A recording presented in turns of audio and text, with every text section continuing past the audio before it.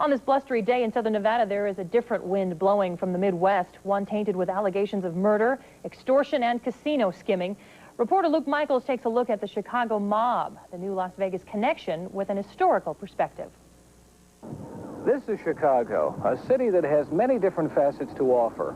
Culture, sports, nostalgia, most of all, organized crime.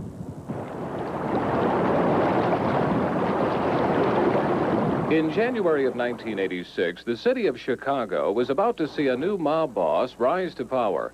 According to federal authorities, Joe Ferriola slipped into the position of controlling a criminal enterprise that stretched from Chicago to Las Vegas to Los Angeles.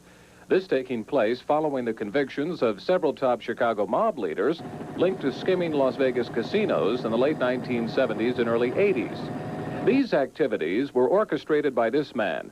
However, federal investigations now reveal that Anthony Spilotro was profiting himself from the ill-gotten casino money instead of sending it back to Chicago.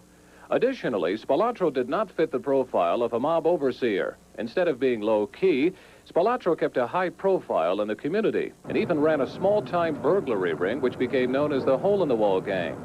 The FBI believes this kind of activity played a key role in Spilotro's demise.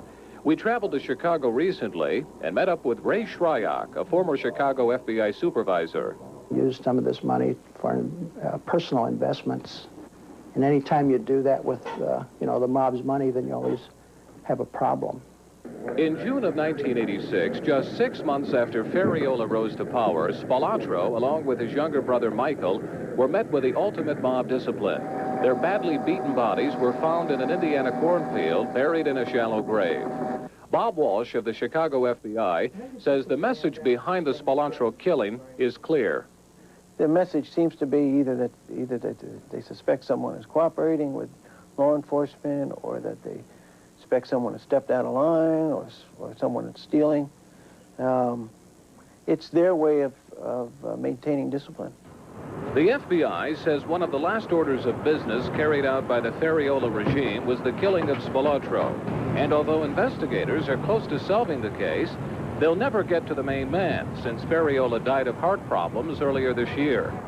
In our next report, we'll show you who authorities believe is the new Chicago mob boss, and we'll introduce you to the man who is suspected of overseeing mob interests in Las Vegas. Luke Michaels, Channel 13 News. Part 2 of Luke's report airs tonight at 11 o'clock with a murder-for-hire scheme that was never pulled off.